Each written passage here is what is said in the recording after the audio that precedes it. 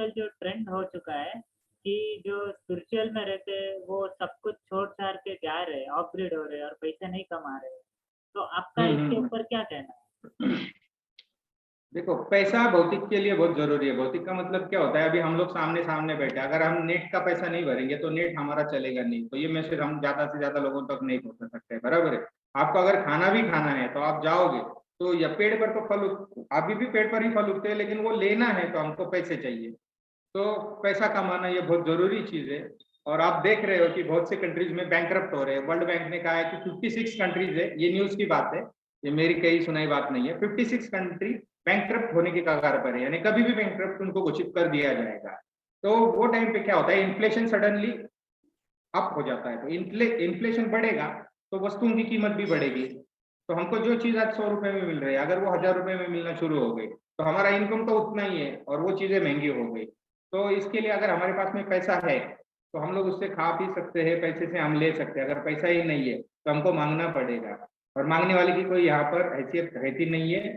तो स्पिरिचुअल इसका मतलब ये नहीं है कि उसने माँग कर ही खाना चाहिए। स्पिरिचुअल लोगों ने इतना कमाना चाहिए कि वो अपना भी पेट भर सके और दूसरों का भी पेट भर सके। क्योंकि स्पिरिचुअल इंसान का मतलब ही होता है कि उसमें करुणा भाव है। करुणा भाव यानी क्या, मेरा तो हो गया, अब मैं दूसरे के लिए कुछ करूँगा।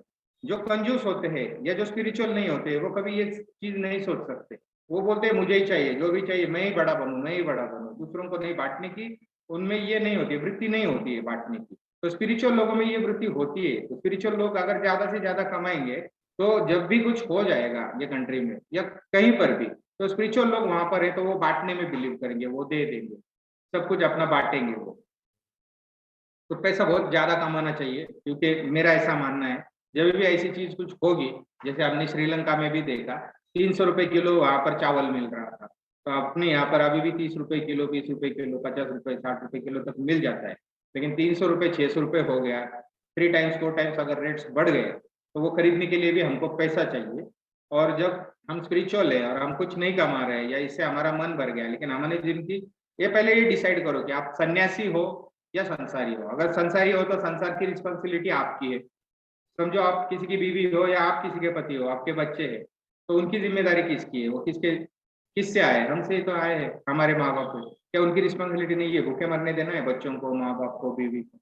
तो अगर हमारे पास में पैसा है तो ये नौबत नहीं आएगी, लेकिन पैसा नहीं है, तो ये सब नौबत आएगी। और मैंने ऐसे सुना है कि लोग बोल रहे हैं कि नहीं, फिर वो टाइम गवर्नमेंट सबको ये खिलाएगी।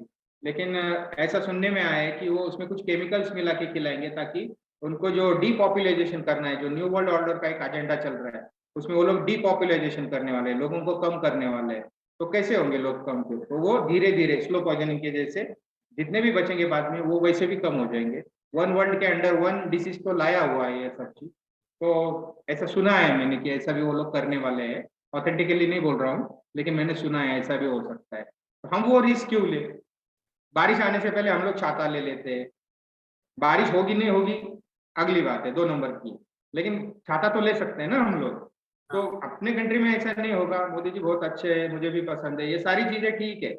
लेकिन ऐसा हो गया मेरी कंट्री में, तो मेरे पास तो पैसा चाहिए। मैं स्पिरिचुअल हूँ तो कोई मुझे ऐसे ही नहीं देगा कि आप स्पिरिचुअल हो, तो ये लो मेरे 10 लाख या 10 करोड़ आपको दे देता हूँ, आप स्पिरिचुअल हो। और कितनों को दे पाएँगे ऐसा? तो अपनी ज़िम्मेदारी कभी भी हमने अपनी उठानी है। जैसे कबीर जी बोलते हैं कि प्रभु जी इतना दीजिए जामे कुटुम्ब समाए, जिसमें मेरा कुटुम्ब समाए, यानी कुटुम्ब भी खा पी सकता है। मैं भी भूखा ना रहूँ और अतिथि भी भूखा ना जाए। मतलब क्या है कि इतना तो कमाओ। वो भी तो संत है, लेकिन बोल रहे हैं वो भी तो खाली नहीं बैठे थे, वो भी तो चादर बुनते थे। चादर बुनते थे, वो बेचते थे और उससे उनका गुज़ारा चलता था। तो कोई ऐसा नहीं है, सिर्फ़ माँग के खाने से। तो सन्यासी के लिए ठीक है वो, जिसके पीछे कोई भी रिस्पॉन्सिबिलिटी नहीं है, ज़िम्मेदारी नहीं है।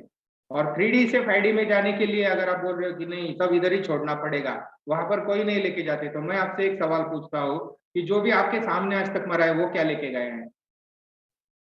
लेकिन वो अगर आपके लिए कुछ नहीं छोड़ता था, घर नहीं छोड़ता था कि अरे मरना ही है तो क्यों घर बनाओ? ऐसे ही बच्चे पैदा करते हैं, रोड पे ही उनको पालते हैं, क्योंकि छोड़ के ही जाना है ना।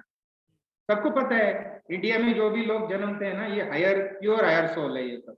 सबको ब्रह्म ज्ञान है कि एक दिन सबको ये सब चीज़ें छोड़ के जानी है। ये किसको पता नहीं है बोलिए? इंडिया में तो सबको पता है और सबको पता होता ही है, कैसा भी बंदा हो वो।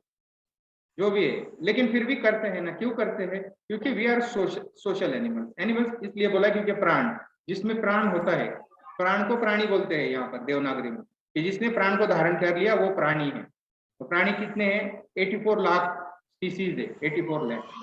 तो ये सब चीज है। तो इसमें भाई ये कहाँ से आ गया कि हम पैसा नहीं कमाएंगे तो हम स्पिरिचुअल हो जाएंगे, या फिर हम स्पिरिचुअल है तो पैसा नहीं कमाएंगे? ये मिथ है, ये मिथ है, ऐसा नहीं है। नहीं तो वेटिकन सिटी में जो भी बैठे हैं, बड़े बड़े पोप्स बैठे हैं, धर्मगुरु बैठे हैं, मुल्ला मौलवी बैठे हैं, पंडित बैठे हैं, सब लोग पैसा इकट्ठा कर रहे हैं। तो उनको एक बार बोल दो सब छोड़ दो, या जो भी आपको ये बोल रहे हैं कि ये पैसा छोड़ दो, स्पिरिचुअलिटी में पैसे की जरूरत नहीं है, तो पहले आप उनके बैंक अकाउंट चेक कर लो, और वो जीरो होने चाहिए, और उन्होंने कपड़े भी छोड़ने चाहिए, क्योंकि ये भी मोह माया है। क्योंकि भगवान ने हमको कपड़े देकर पैदा नहीं किया था। तो ये जो जैन दिगंबर साधु होते हैं वो देखो बिना कपड़े के होते हैं। अभी बाद में ट्रस्ट में क्या चलता है क्या नहीं चलता है ये उनका लुकआउट है। लेकिन मैं बोल रहा हूँ, जो लोग बोलते हैं ना कि पैसे की जरूरत नहीं है, यहाँ पर ही छोड़ना पड़ेगा, तो उनको बोलना भाई तू पहले जीरो हो जा, तेरा जितना भी आएगा ना वो तू बांट दे सीधा, क्योंकि रिस्पॉन्सिबिलिटी कुछ लेनी नहीं है। तो ये चीज एकदम गलत है कि जो स्पिरिचुअल है वो पैसे नहीं कमा सकते। उन्होंने सबसे ज्यादा पैसा कमाना चाहिए, क्योंकि वो बांट सकते हैं। समझ रहे हो ना मेरी बात को? वो लोग बांट सकते हैं, और अगर वो स्पिरिचुअल नहीं है तो वो क्या करेंगे, वो अपने पास में रिजर्वेशन करके रख देंगे, अपने पास में स्टोर करके रख देंगे। वो आप देखते हो जब इनकम टैक्स की रेड होती है तो घर में कितने सारे पैसे निकलते हैं, कहाँ कहाँ से पैसे निकलते हैं। तो इतना पैसा वो दबा के रखेंगे। सोशल होगा तो कम से कम कुछ लंगर करेगा, मंदिरों में दान देगा, भूखा दिखेगा तो उसको खाना खिलाएगा, अगर स्पिरिचुअल है तो स्पिरिचुअल पर्सन ने हमेशा आमिर ही होना चाहिए, ये मेरा मानना है। बाकी फ्री विल है अपनी अपनी। अगर उनको लगता है कि पटियाल भूखे नंगे होंगे, क्योंकि मैं तो 20,000 साधुओं से मिलके आया हिमालय जब गया था वो टाइम पे, तो ये साधना मैं उन लोगों को भी दे रहा था कि अपनी थर्ड आई से देख लो कि सारे देवी देवता, कौन सा देवी देवता भिखमंगा और नंगा दिखता है? सब तो मुकुट पहने हुए हैं आपके, सबने सोना पहना हुआ है, कौन से देवी देवता आपके भूखे नंगे है वो बताओ? और भगवान गरीब होगा क्या? जो खुद गरीब है वो दूसरों को क्या अमीर बनाएगा? तो जो ये यहाँ पर जो कंसेप्ट चल रही है वो बारे में बात करते हो। आप सुमेरियन संस्कृति ले लो, आप रोम संस्कृति ले लो, आप इजिप्शियन के पिरामिड ले लो, ये सब चीज, ये क्या भिखारी थे या गरीब थे, ये क्या थे? ये लोग सबसे ज्यादा अमीर भी यही थे। दुबई में जाएंगे तो लोगों को अमीर ही बुलाया जाता है, वहां से ये शब्द आया है अमीर। अमीर का मतलब होता है जिसके पास में बहुत धन दौलत है। हम यहाँ पर उसको श्री बोलते हैं। श्री, श्री का मतलब होता है लक्ष्मी, यानी जिसके पास में लक्ष्मी है। श्री हरि विष्णु, तो श्री लगाते हैं हम लोग नाम से पहले, श्री फलाना फलाना, श्री मुकेश सोनोने, तो श्री लगाते हैं। श्री का मतलब क्या है? अमीर। श्री का मतलब होता है वो जिसके पास में सब धन दौलत है। लक्ष्मी जिसके पास में है वो श्री है। लक्ष्मी है ना उसकी दासी, वो पैर दबाती है विष्णु जी के, आपने देखा होगा कभी फोटो में इसमें। तो ये चीज है, अमीर होना कोई जुर्म नहीं है, और अमीर नहीं है तो कोई स्पिरिचुअल बन गया है, स्पिरिचुअल बन गया तो गरीबी बनेगा। ये सारी धारणाएं है, तो धारणाओं से बाहर निकलो, क्योंकि ये धारणाएं तोड़नी बहुत जरूरी है। क्योंकि शरीर हमको संभालना होता है किसी भी हर कंडीशन में। आज हमको ये पता नहीं चला ऐसे पकड़ के चलो और हम मर गए तो कहाँ पर जाएंगे? तो डेस्टिनेशन हमने डिसाइड करना चाहिए कि मरने से पहले कहाँ पर जाऊंगा, ये डेस्टिनेशन है। और उससे पहले अगर बॉडी चली गई क्या करेंगे? तो शरीर को भी संभालना, क्योंकि ये मूल्यवान शरीर है, इसकी तो मूल्य हो ही नहीं सकती है। फिर भी लोग कुछ लोग बोलते हैं कि 30 करोड़ तक ये शरीर की वैल्यू है। आंख को भी बेच सकते हो, जीभ को बेच सकते हो, ब्लड को बेच सकते हो, किडनी बेच सकते हो, लंग्स बेच सकते हो। अगर पूरा शरीर अगर आप बेचने को जाओ तो लगभग 30 करोड़ तक इसकी वैल्यू कुछ निकलती है ये शरीर की। लेकिन ऐसा नहीं है, ये शरीर मुक्ति के लिए है।